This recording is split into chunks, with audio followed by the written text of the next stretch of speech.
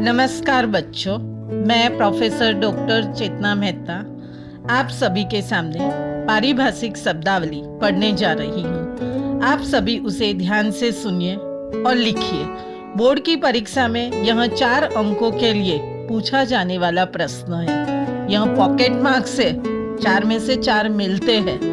सही लिखा तो यह महत्वपूर्ण प्रश्न है। अगर आपको पसंद आए मेरी यह चैनल तो आप इसे सब्सक्राइब कीजिए, लाइक कीजिए और शेयर कीजिए। पारिभाषिक शब्दावली हमारे रोजमर्रा के जीवन में, चाहे हम बैंक में जाए या फिर हम गवर्नमेंट ऑफिस में जाए जिसे कार्यालय कहा जाता है, या वैज्ञानिक शब्द हो या कंप्यूटर विषयक शब्द हो, हम रोजमर्रा के जीवन में हम ये सब शब्द सुनते हैं, लेकिन हमें अंग्रेजी शब्दों का हिंदी क्या होता है वो पता नहीं होता है, जो आज हम यहाँ पर पढ़ेंगे। आप लोग ये शब्द अच्छे से सुनिए, सुनकर आप लिखिए। रोज आप 10-10 शब्द याद करोगे तो भी परीक्षा के लिए आपको अच्छा रहेगा। पहले हम लोग सीखेंगे पदनाम, प्रशासनिक एवं कार्यालय में प्रयुक्त शब्द। उसमें पहला है एम्बेसडर, जिसका हिंदी अनुवाद होता है राजदूत।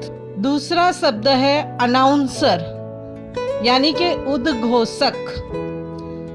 उसके बाद आता है अटेस्टिंग ऑफिसर, साक्षांकित अधिकारी। सेंसस ऑफिसर, इसका हिंदी में अनुवाद होता है जनगणना अधिकारी। सर्कल इंस्पेक्टर का हिंदी अनुवाद होता है अंचल निरीक्षक। कस्टोडियन अभिरक्षक, इंटरप्रीटर दुभाषिया, जज न्यायाधीश। जज ये शब्द हमने सभी ने सुना है, लेकिन उसका हिंदी अनुवाद क्या होता है तुरंत हमें याद नहीं आता है। कई शब्द ऐसे होते हैं जो अंग्रेजी के अंग्रेजी ही हम अपनाते हैं, उसका हिंदी अनुवाद नहीं करते हैं। तो यहाँ पर उसका हिंदी अनुवाद हम सीखेंगे कि जज न्यायाधीश, जस्टिस न्यायमूर्ति भी कहा जाता है और न्याय भी कहा जाता है। लिएजन ऑफिसर संपर्क अधिकारी। वेरिफिकेशन ऑफिसर सत्यापन अधिकारी।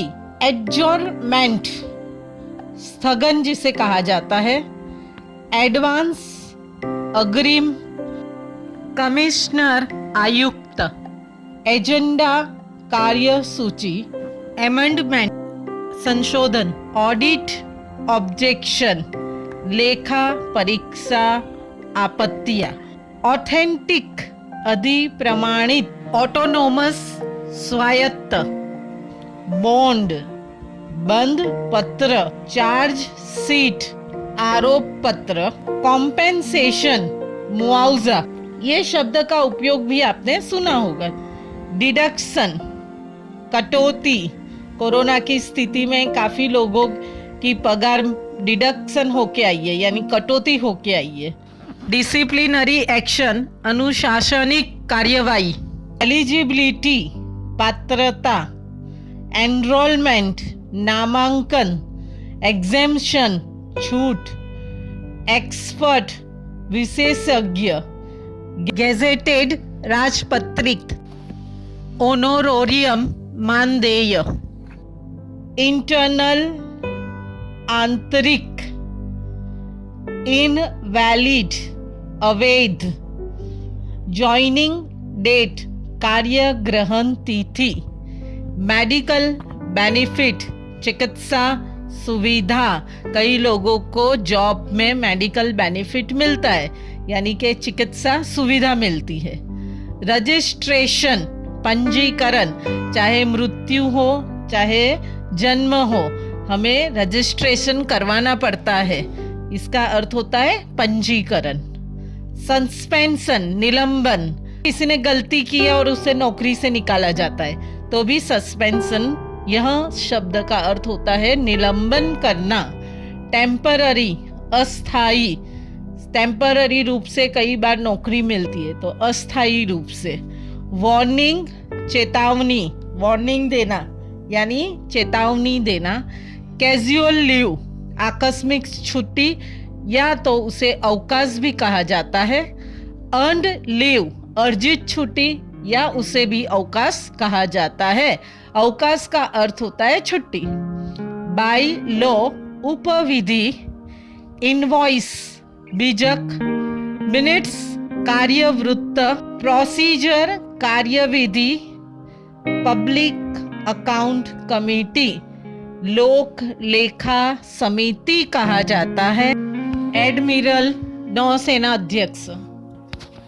ऑर्डिनेंस अध्यादेश, यह हमने प्रशासनिक एवं कार्यालयीन में प्रयुक्त शब्दों के इंग्लिश और उसके हिंदी अनुवाद इनका अध्ययन किया। आगे हम बैंक एवं वाणिज्य क्षेत्र से संबंधित शब्दों का अध्ययन करेंगे। आप अपने माता पिता के साथ बैंक में जाते हैं तो कई बार ये सब शब्दों का उपयोग होता है, या रोजमर्रा हम जब बात करते तभी भी ये शब्दों का उपयोग होता है। अक्रूड इंटरेस्ट, उपार्जित ब्याज। एक्नॉलेजमेंट, आप कोई पैसे देते हो तो आपको पावती मिलती है। पावती को इंग्लिश में कहा जाता है एक्नॉलेजमेंट। एपेक्स बैंक यानी शिखर बैंक। बैलेंस, बैंक पासबुक में हम देखते हैं कि बैलेंस कितना है। बैलेंस यानी शेष राशि। बैंक स्टेटमेंट, बैंक विवरण, कितना क्या हुआ, डेबिट हुआ, क्रेडिट हुआ, वो जो हमें मिलता है उसे कहा जाता है बैंक स्टेटमेंट। बैंक विवरण, कई जगह स्टेटमेंट के पैसे भी लिए जाते हैं। कमीशन, आढ़त, कमीशन मिलना उसका अर्थ होता है आढ़त मिलना। डेड अकाउंट, निष्क्रिय खाता, जो अकाउंट आप यूज नहीं करते हो, डेड अकाउंट, निष्क्रिय खाता। फिक्स्ड डिपॉजिट, सावधि जमा, जो पैसा होता है हम कुछ समय के लिए बैंक में रखते हैं जिसे कहा जाता है फिक्स्ड डिपॉजिट, और उसके ऊपर ब्याज मिलता है। तो फिक्स्ड डिपॉजिट का अर्थ होता है सावधि जमा, डिपॉजिट करना यानी जमा करना। पेमेंट, भुगतान, नौकरी करने के बाद जो आपको पेमेंट मिलता है, पेमेंट, भुगतान, अदायगी। पे ऑर्डर, अदायगी, आदेश। ऑर्डर का अर्थ होता है आदेश और पे यानी अदायगी। आगे हम पढ़ेंगे री इन्वेस्टमेंट। री इन्वेस्टमेंट का अर्थ होता है पुनः निवेश करना। इंडेमनिटी, नामांकित व्यक्ति। सरेंडर, अभ्यर्पण। ये सब शब्द हम अंग्रेजी में सुनते हैं, फैमिलियर है, लेकिन उसका हिंदी अनुवाद हमें पढ़ना पड़ेगा। डिसमिस करना, पदयुक्त करना। एक्शन, कार्यवाही। पेड अप, चुकता करना। एस्योर्ड यानी विमित, पॉलिसी लेते हैं तो हमें एस्योर्ड इनकम मिलती है, तो एस्योर्ड यानी विमित। एरियस, बकाया, एरियस मिलता है हमें तो उसे कहा जाता है बकाया मिला। बैलेंस शीट, तुलना पत्र। रिकॉर्ड, अभिलेख। बैलेंस ऑफ पेमेंट, शेष भुगतान। डेम्यूरेज, विलंब शुल्क। ट्रांजैक्शन, ये शब्द तो सभी बच्चों ने सुना होगा, बहुत ही फैमिलियर वर्ड है ये ट्रांजैक्शन, लेन देन। कॉमर्स वाले बच्चों को ये बार बार ये शब्द का उपयोग आता है। यहाँ पर हम वाणिज्य के शब्दों का अध्ययन किया, बैंक और वाणिज्य शब्दों का। आगे हम देखेंगे वैज्ञानिक शब्दावली, उसका हम अध्ययन करेंगे। स्पीड, ये शब्द भी सभी ने सुना है, हिंदी उसका अर्थ होता है गति। फ्रिक्शन, घर्षण। एंटीबायोटिक यानी प्रतिजैविक पदार्थ। मेट्रियोलॉजी, मौसम विज्ञान। एंटीसेप्टिक, रोगाणुरोधक। ऑप्टिक फाइबर, प्रकाशीय तंतु। वैज्ञानिक शब्दावली के बाद हम कंप्यूटर, जिसे हिंदी में कहा जाता है संगणक, विषयक शब्दों का अध्ययन करेंगे, जिसमें आउटपुट, निकास।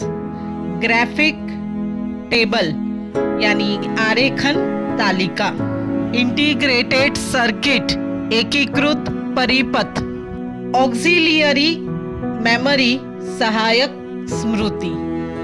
बच्चों ये शब्द आप पढ़ो, लिखो, याद करो। 4 में से 4 मार्क्स बोर्ड की परीक्षा में आपको मिल सकते हैं। बच्चों स्वस्थ रहो, मस्त रहो और मेरी चैनल को लाइक करो, सब्सक्राइब करो।